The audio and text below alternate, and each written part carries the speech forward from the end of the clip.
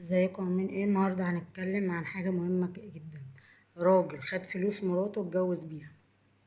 هتقولوا لي ازاي؟ هقول لكم ازاي. واحد كان متجوز واحده عادي، وكانوا قاعدين وعاشوا سنين وخلفوا وكده. والست دي كانت مدرسه، فجالها اعاره بره فسافرت احد بلاد الخليج، سافرت بره تشتغل.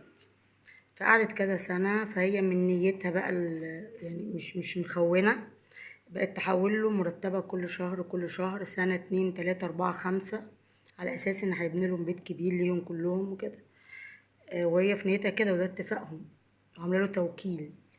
اوكي، وتحول. توكيل وتحول سنين. مبلغ كبير جدا. طبعا اتحول. الصدمة هنا بقى بعد كل ده، لقيته مطلقها ومتجوز عليها بفلوسها واخد العيال. تخيلوا.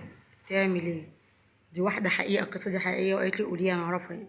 وقالت لي قوليها.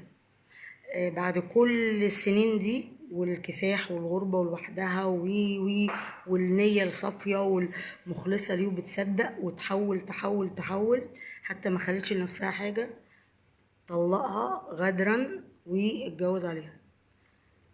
ده يبقى راجل ايه؟ هي عبيطة. كل واحدة. اوعي تدي فلوسك وشقة عمرك لراجل مهما كان. مهما كان. مفيش حد مضمون. مفيش حد مضمون في الزمن ده. اوعي. فلوسك، مراسك، شقة عمرك، شغلك، اي حاجة اوعي تديها الراجل. اوعي تصدقي راجل. اوعي. وكل راجل في نيته الغدر، وانه ياخد فلوس الست وشقاها وتعبها، ويضحك عليها ويكذب عليها ويغدر بيها ويطلقها ويتجوز غيرها، خلي عندك ضمير، اتق الله. يوم هتقف بين ايد ربنا هيحاسبك. هتقف بين ايد ربنا هيحاسبك. وفي الدنيا هتلاقيه في صحتك وفي عيالك. لو عندك بنت هتكبر هيتعمل فيها كده. فأرجوك أخت، أي حد هيتعمل فيها كده، عندك أخت هيتعمل فيها كده، بنتك هيتعمل فيها كده. فاتقوا الله عشان ربنا يقف معاكوا دنيا وآخرة. برضو ما يخشوش الرجالة يقولي انتي ظالمة وانتي بتقولي رجالة حرامية. أنا ما بقولش رجالة حرامية. أنا ما قلتش كده. في كده وفي كده، زي ما في راجل كويس في راجل وحش، زي ما في ست كويسة في ست وحشة. كل حاجة فيها الحلو والوحش. أنا بقول الحالات اللي كده. الحالات اللي كده. تخلوا بالكم ما تعموش الكلام، عشان الناس بتفهم، تاخد اول لقطة ولا كلمة وهي دي. اسمعوا الفيديو للاخر وانتوا تفهموا انا قصدي ايه. في رجالة غدارة وخاينة وبتاخد شقة الست وتستحلاه وتغدر بيها وتطلقها وتتجوز غيرها. وفي رجالة بتحط الست في عينيها وميقبلوش جنيه منها ويصرفوا عليها ويقدروها. وزي ما في ستات نجدية وبتجيب القرف وخاينة بتخون جوزها، وفي ستات ملايكة وطيبة ست محترمة. لكن دايما بنلاقي الست مظلومة، كائن ضعيف، مقهورة. أيوة دايما. ما تقولوش لا لا، معظم الستات المصريات مظلومين، مظلومات يعني. يعني بتبقى مظلومة مقهورة وشقيانة ما كانتش المحاكم تبقى مليانة الحاجات دي كلها، احنا كنا عارفين. ما تقولوش لا. ده واقع عايشين وسامعين وشايفين وعارفينه كويس قوي. فانا ما بقول حاجه الراجل بيعمل كده، ده مش كل الحالات طبعا. بعض الحالات، وفي ناس كويسين وكل حاجه، وفي ناس كده. في حالات كده. الحاله دي حصلت بالفعل. الست دي كانت مدرسه وقعدت سنين بره. سنين طويله، 8 سنين. سنه واتنين وتلاته وخمسه وفوق لغايه 8 سنين. قعدت 8 سنين متغربه. بتحط جنيه على جنيه، ما بتاخدش جنيه ليها، مرتبها كامل. يا دوبك تاكل وتشرب بس، ومصاريفها اللي في ايديها بس، والباقي كله اوتوماتيك يتحول في مصر على حسابه، وعامله له توكيل. خد كله على اساس ان يبني ويعمل وي. وهي بتنزل كل سنتين شهر، فما او شهرين بتنزل. طب فين؟ قال لها ما انا شايل حاجه اما يكبر المبلغ عشان ابتدي ابني وابتدي اعمل. فهي على كده عدت 8 سنين، اما المبلغ كبر قوي بقى وخلاص، لقيته مطلقها غيابي واخد الفلوس وملهاش جنيه، طبعا عياله خدهم معاه. ده يبقى ايه؟ ده يبقى ايه؟ غدر. غدر. ده غدر.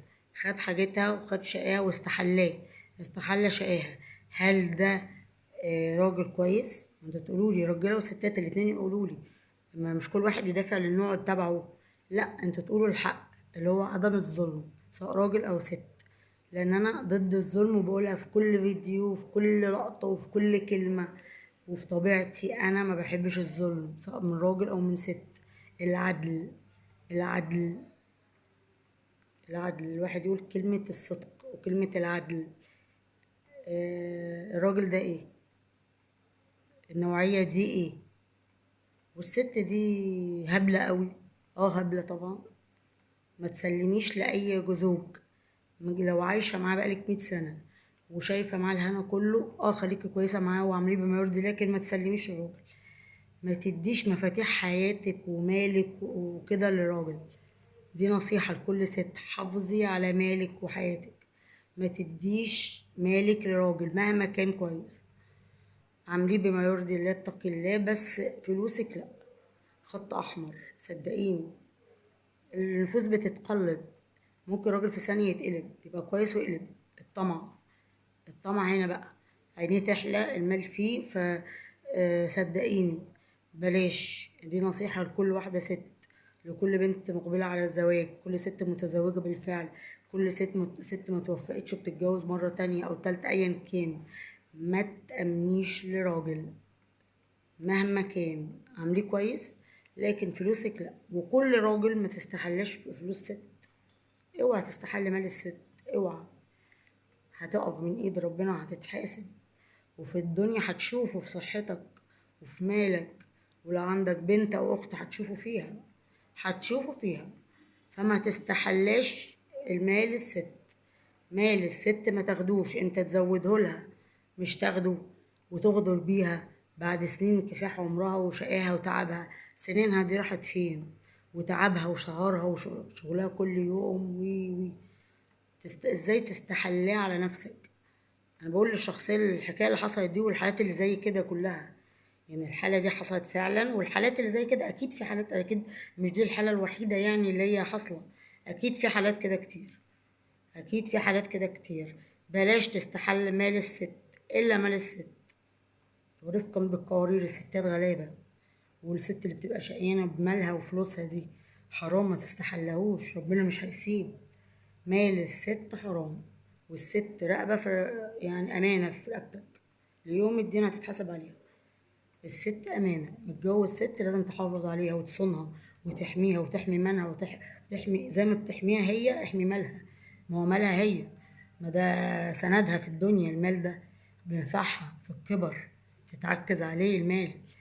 تجيب شقة، تصرف على نفسها، تعمل حاجة.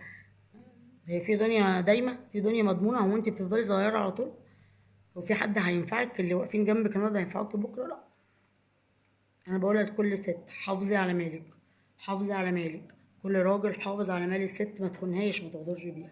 الفيديو ده لو عجبكم اشتركوا في القناه وفعلوا الجرس. يا دوبك هي دوسه هتشتركوا في القناه وهتفعلوا الجرس، مش حاجه صعبه، عشان كل فيديو انزله لكم. سلام.